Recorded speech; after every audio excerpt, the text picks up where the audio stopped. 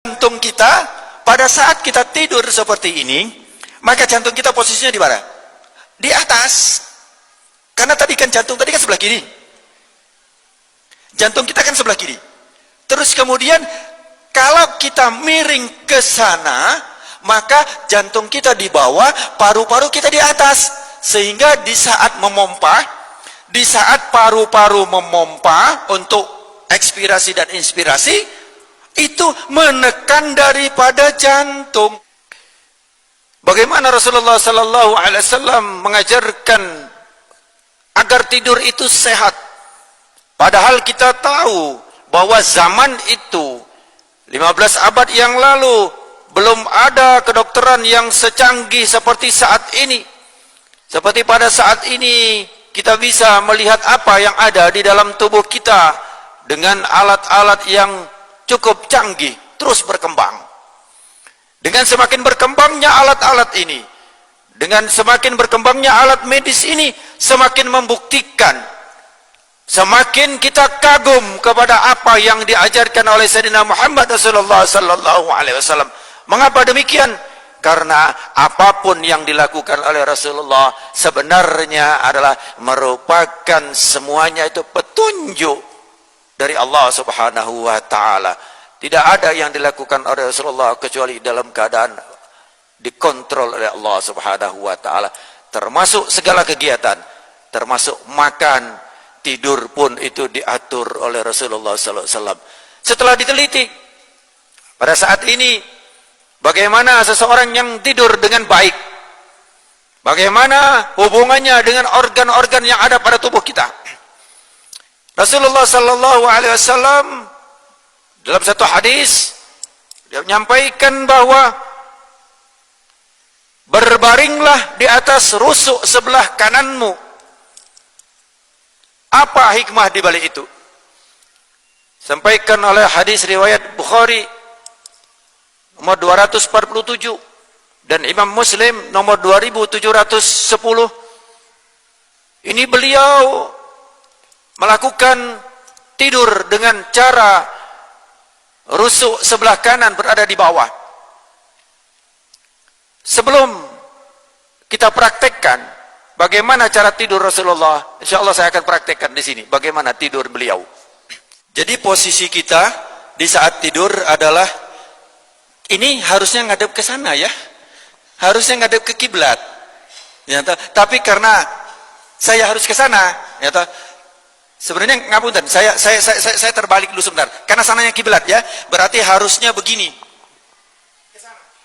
Harusnya ke sana, tapi untuk menjelaskan saya ngadep ke sana. Ya.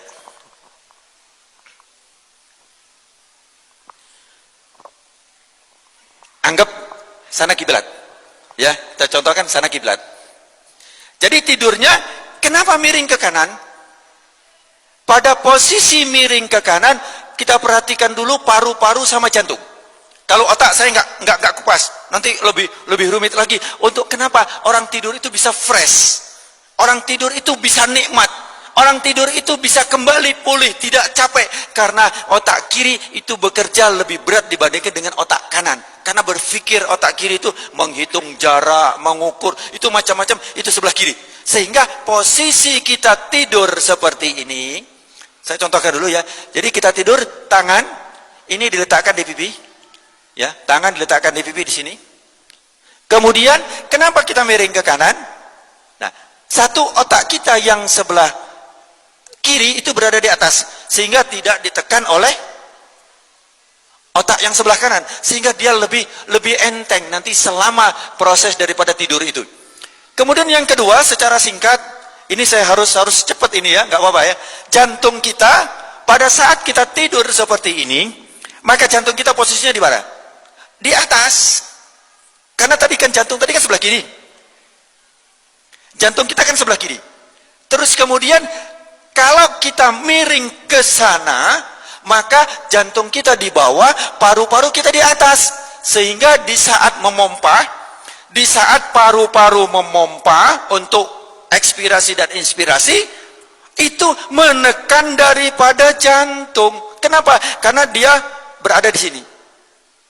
Bisa dipahami?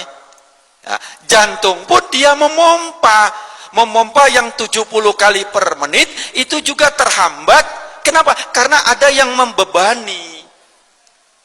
Saya ulangi lagi, jantung yang berada di bawah, kalau dia memompa, apabila di atasnya ada beban yang juga memompa, maka jantung lebih berat untuk mensuplai daripada kebutuhan kita yang ada di seluruh ini.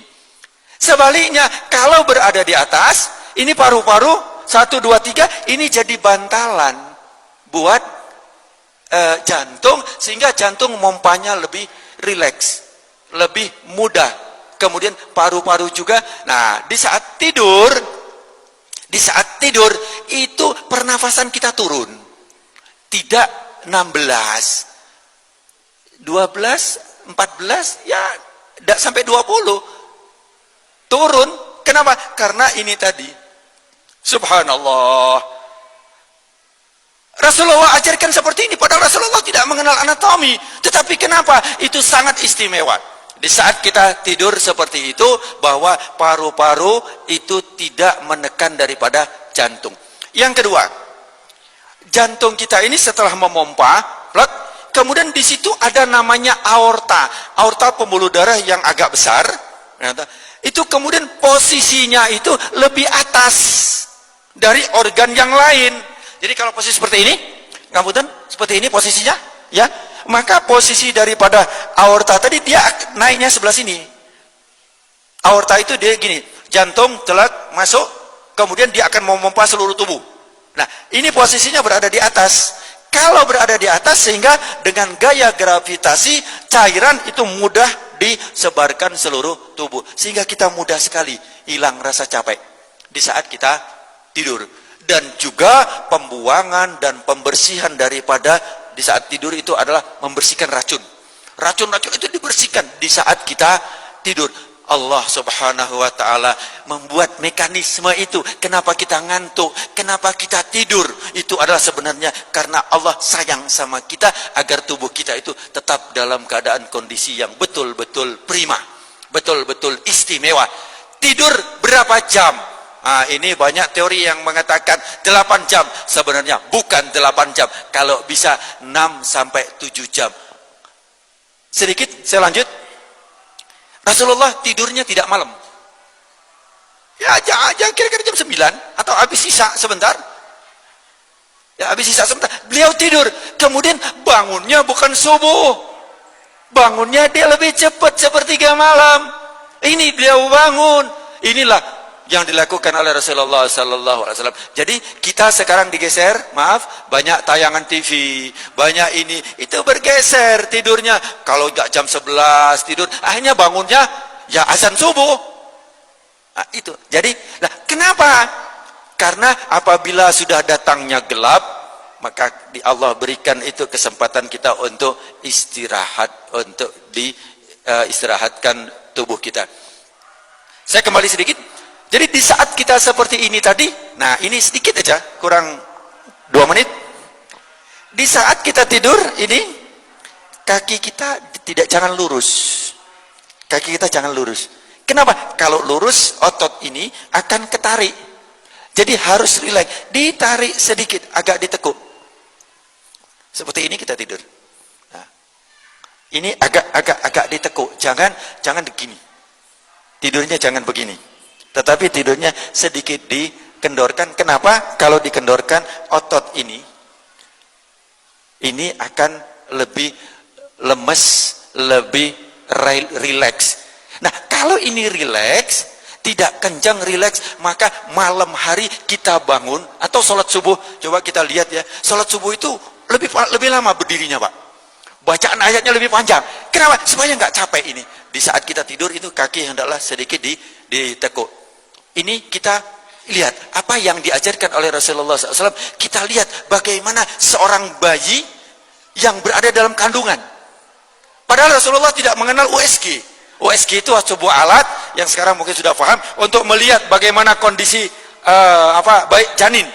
Bahkan janin yang umurnya 4 bulan, 5 bulan, itu sudah bisa diketahui ini laki apa perempuan, karena sudah dipakai USG tadi. Nah, bagaimana kondisi bayi yang ada di dalam kandungan?